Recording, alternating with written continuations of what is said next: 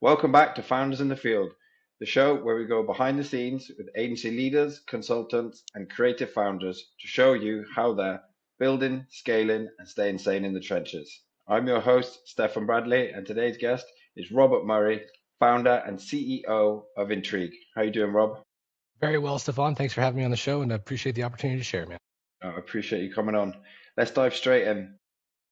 For people who don't know your story, take us right back to the beginning and what sparked your journey and what made you start your own business. Yeah, okay, cool. I mean, if you really go back, long story very short, when I was 7, I thought I had it made. I was living in a beautiful little suburb in a nice house, mom, dad, 2 brothers. But there was some cracks in the foundation, and I didn't notice at the time, but my mom was heating up pots with a natural gas stove to make it so we could have a hot bath because our electricity wasn't on. And it turns out, a couple years later, looking back, my dad wasn't paying his bills. And so they ended up divorcing. My dad ended up having essentially 6 strokes in a month and was hospitalized for 12 years. And then single mom raising 3 kids. We didn't really have a lot. And so I bounced around school to school, house to house. And in grade 10, I had the opportunity to be part of a junior achievement class, which is essentially where you run a business inside of like a high school classroom environment. And we started this t-shirt company called Moo Move and Bugle. And it's literally the epitome of uncool to buy a t-shirt from a class that makes t-shirts in your high school. So our first challenge was how can we make our t-shirts cool so that people actually want to buy these things and we can have a successful business. We ended up making a deal with the principal where we could sponsor 3 fire drills over the course of 2 months. And every time the kids came out for their fire drill, we put a giant banner on the football stands, and every kid from the class wore a sandwich board that said, Moo Move and Bugle, remember we got you out of class. Turns out for $14, people were willing to buy a couple of shirts like this, and we ended up actually selling all of our shirts. We had to buy more inventory. And it actually worked really well. And it was kind of the first marketing and sales challenge that I was like given the opportunity to try to figure out. And on top of that, the reason I brought up the story is because my mom had told me at that time that we had to move again and in with another family because she couldn't afford rent anymore. Mom was single mom with three kids. And so I actually struck a deal with a retailer at the mall a few blocks down from the high school to buy all the t-shirts from the company. And I told my mom, I was like, hey, I got my rent covered. And so she was like, well, A, you can't steal from your classmates. So no, you can't do that. And B, even if you did, we'd be in the same position a month from now. So we got to move. And that was kind of the starting point that made me think I got to figure out how to build wealth and how to make it so that I don't end up in a situation like that when I'm older. And then if there's a way I could learn it, I could help others do the same. Wow. So from top humble beginnings, should we say, but that's definitely sparked your entrepreneurial brain when you was in high school, definitely. Like you were definitely showing signs of having that type of brain from early, being able to sell out all them shirts from being in high school. And in high school, definitely, I can imagine that was a challenge. Do you know what I mean? Like, 'cause obviously we've all been in high school, and I can't imagine that becoming cool. But you obviously did make it something like cool enough for them to all buy into. So, Yeah, that's you cool. you can definitely really see how from a young age this was sort of your lane to go through. Do you know what I mean? You didn't need much training into it. You took it up very well. Fair play to you, first of all. So, what then made you come into the business that you're in now? I mean, it was started on a whim. Founder, business partner now, Paul DeMarco, came to me in 2006 and said he had an idea to install flat screen TVs between mirrors at hair salons and sell ads to local businesses into a captive market. And so he's like, what do you think? I was like, I don't know, that's cool. Let's try it. Like, he's like, I found a TV for $400 each. We could buy it, install it at the university center here in Guelph. So we decided to walk around downtown Guelph with a TV in our hands and ask people if they would pay us $50 a month to have their video play on this thing if we got it installed at the university center. The feedback was pretty strong. We asked literally every single business that was in town. And then many months later, I was in Europe. I went to school in Innsbruck, and Paul had come out on like a backpack across Europe trip. On my birthday, he had come to Austria to visit, and I showed him a video that we had made of us essentially skiing and snowboarding through the Alps. And he was just like, what, how did you make this video? Like, this is so cool. And I was like, dude, it's not that good. Like, why? I don't know why you're so excited about this. He's like, no. Like, we can make videos. Like, you did this. We can do this and put it up on the TV. And I'm like, what are you talking about? What TV? He's like, I installed the TV at the university center while you were in Austria. And so I was like, oh man, cool. So in August of 2007, we came back and started pounding the pavement and knocking on all the businesses' doors to see if they'd pay us $50 a month, no contract, to put their ad up on this TV to get kids down before drinks were served to buy from local merchants. That was just like a side thing to try to help pay for tuition. Our goal the first year was 8 grand in revenue. We ended up doing 20. Our second year goal was the same. We ended up doing like 60 plus. And then our third year, we were about 150 grand. And we ended up selling a third of the business to an investment firm who capitalized us. And then we franchised the business. In 2011, 12, we started getting like pulled into online marketing from all of our customers. We had, 100 plus at the time. And people were like, hey, can you build websites? My cousin is gone. I can't access my website. Can you do one for me? Or I don't have one. Or how do I use Facebook? How do I get to the top of Google? And so we had this big customer base essentially like pulling us into online marketing. So we kind of transitioned to both digital out of home advertising plus online marketing. And then over the years, we got more focused and segmented on home improvement and construction. We then sold the TV business off and then niched into landscaping. And so now we're fully a landscape entrepreneur marketing company. Yeah, definitely. That's what I've read. That's what I've read about you being a landscape and marketing, which is great niche to be in because you don't see lots of online marketing to go into the home improvements and construction industry, but obviously B2B marketing and they need advertising so much as that's the life force of their business. So how do you find working in the construction industry, being the marketing side of it? Well, with landscape specifically, it's the best. I mean, different industries within construction are different. We niched into HVAC for a while, and it was a very like closed community. People didn't share what was working and what wasn't for fear of somebody taking it and ripping it off. Whereas with landscapers, they're way more open. Like there's a cooperative kind of culture within the industry across North America where everybody's willing to share what works and what doesn't. So it's a really cool group of humans. They're also very much like a work hard, play hard industry. So they're willing to roll up their sleeves, get their hands dirty, like literally and figuratively. And we're a B Corp, so environment's a big deal. And the green industry really is the only thing that's like planting. So it lines up with our values, and the entrepreneurs themselves within the industry are amazing. They're also a little bit technology behind, so there's an opportunity for us to bring a lot of value by giving them the right tools. So yeah, it's been amazing. I mean, we've tried a couple other niches in finance, insurance, HVAC. Just didn't fit for us, and we finally found our people. Definitely. And I can imagine the content you could get from the landscaping because it's pleasing on the eye, isn't it? Do you know what I mean? It's not just like a brick wall where it can be like, oh, yeah, Or a this is a brick giant wall. furnace. Yeah, Yeah, yeah, yeah. So it's actually quite aesthetically pleasing. That's the word I think I'm looking for. big So time. it's ideal for content marketing as well. So yeah. So Rob, you've been leading Intrigue for a number of years now. What does your role actually look like today as the founder? Yeah, for sure. So co-founder with Paul DeMarco. I'm kind of on the make promises. He's kind of on the keep promises side. So I'm on more sales and marketing, responsible for revenue. And he's on the results side and responsible for making sure we follow through on our promises. But I would say, my focus as a CEO is to identify the bottleneck within the system and then focus all my time and energy on breaking the bottleneck. So currently, demand gen is the bottleneck. We're trying to force our will into a seasonal demand cycle and try to break it.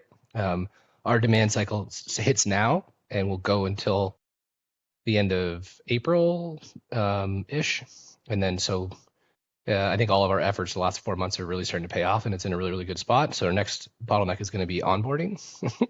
So if that bottleneck breaks, onboarding will be the next one, and then that's where I'll spend a lot of my time.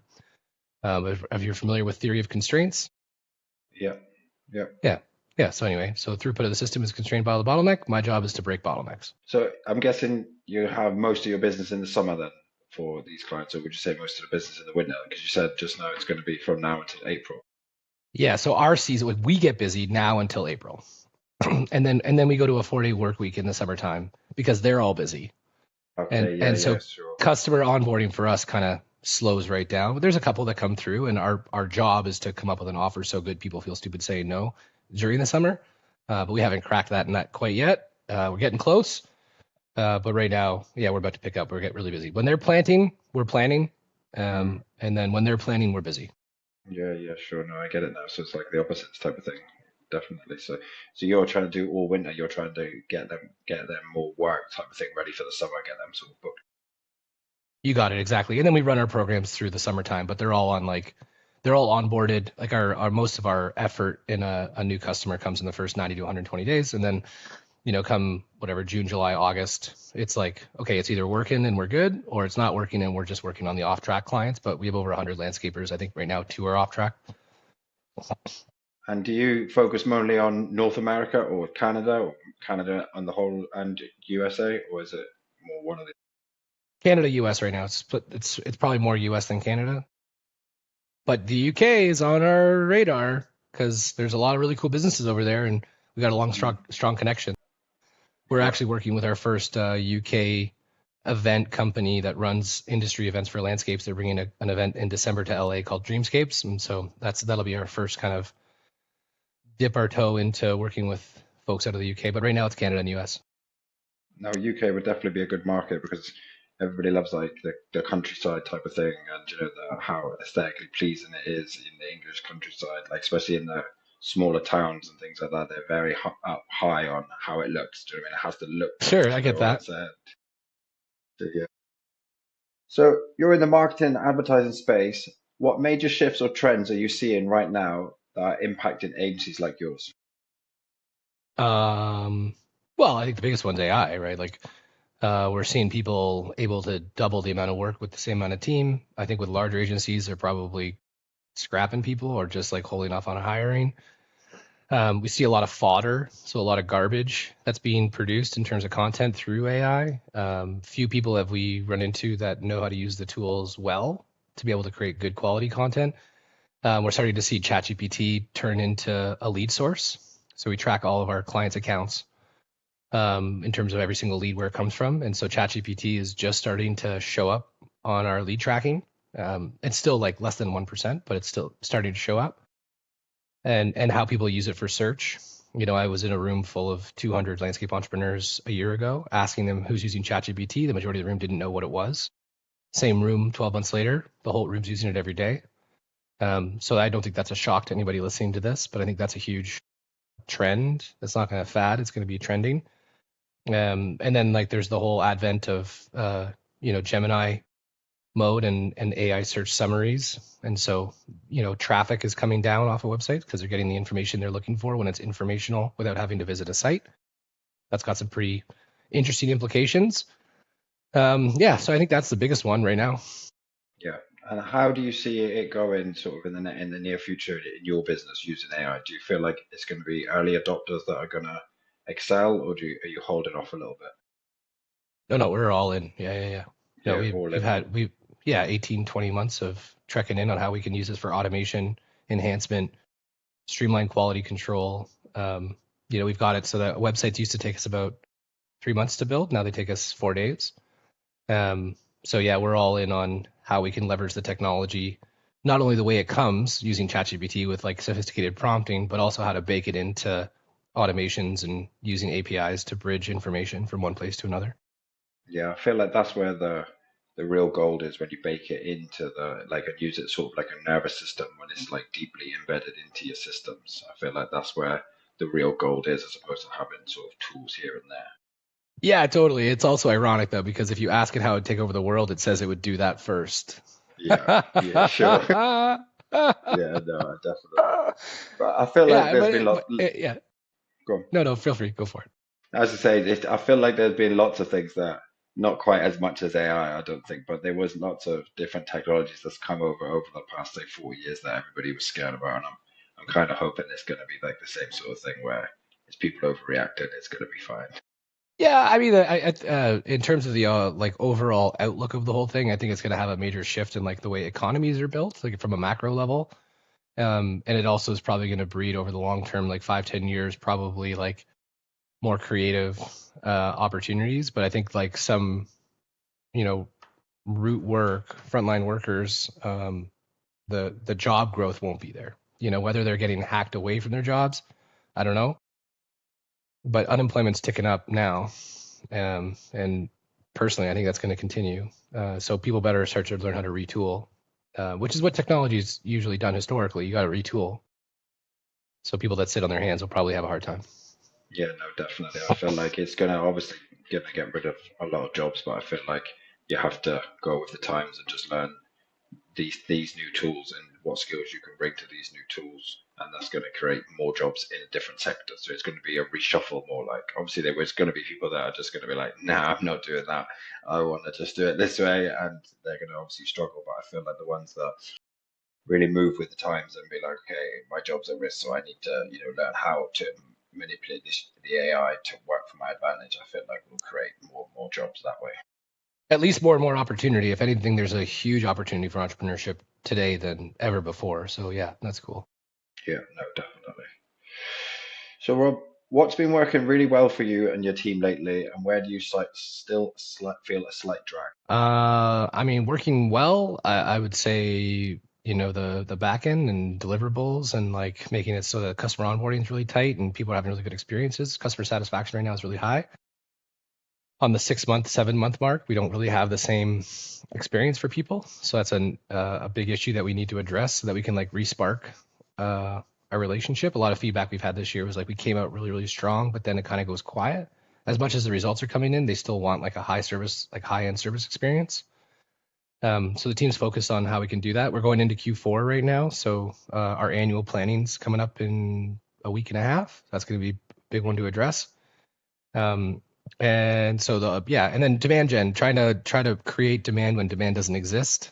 Coming up with an offer so good people feel stupid saying no. I'd say that's the big challenge that we've got in front of us to figure out over the next 6-7 months. We'll see how much it's required because we've been doing so much since say May to generate demand that we have. It just hasn't been nearly the clip we would like to see, that we're going to see over the next 6 months. But I'd say that the idea of moving from customer onboarding to customer integration is something that we need to focus on, and generating demand in a non-peak season. Yeah, no, definitely. Drumming up demand when it's when people are not looking to buy is definitely a challenge. Keeping the communication throughout with clients, making sure that they're always feel that they're at the number The only forefront of their customer. mind. Yeah, Yeah. yeah, yeah. I don't know how to Yeah. word that, but you worded that perfectly. Yeah. So, Rob, just walk me through your client acquisition process from first contact to onboarding. Is that whether you use ads, cold email, or organic marketing, and sort of how do you get them on board, and from when you first reach out to them or they reach out to you to when you actually get them to sign? Yeah. So all the above.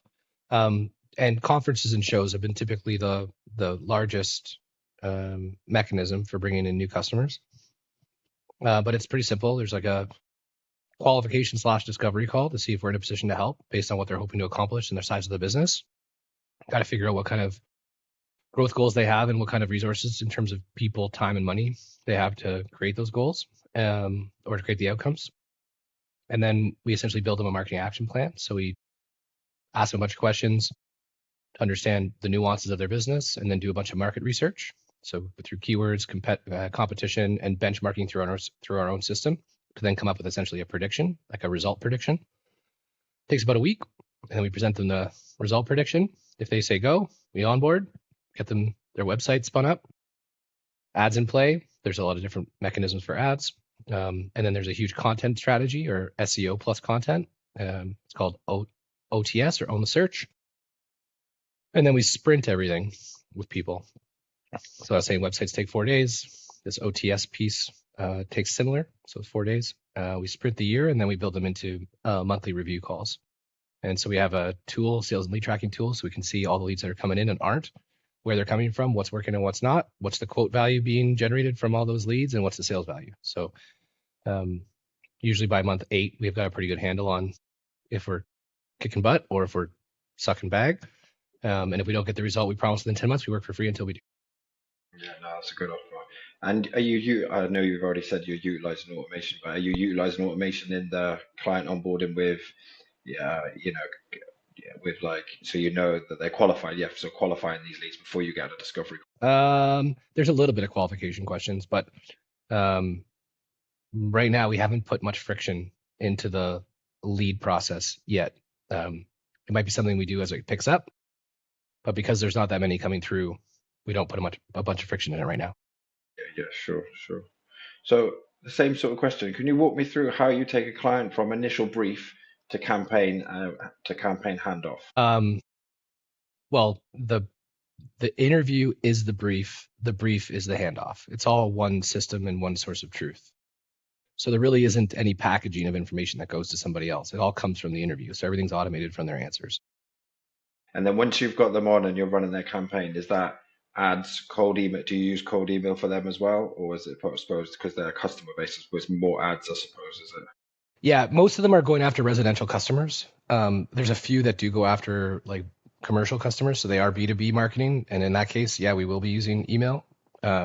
But it's probably 1 in 20, so 5 out of 100. And is there any parts of that process that you feel like you could automate and that you haven't yet, or is there any wait time and anything, or would you say you're full automated right up on? Oh, there's probably room there. We just don't focus on it because it's not like the bottleneck, or there isn't like a surge of demand for it at this point. Cool. So a lot of agencies say that they use an AI, but most are dabbling in tools instead of embedding it as a nervous system that connects the workflows.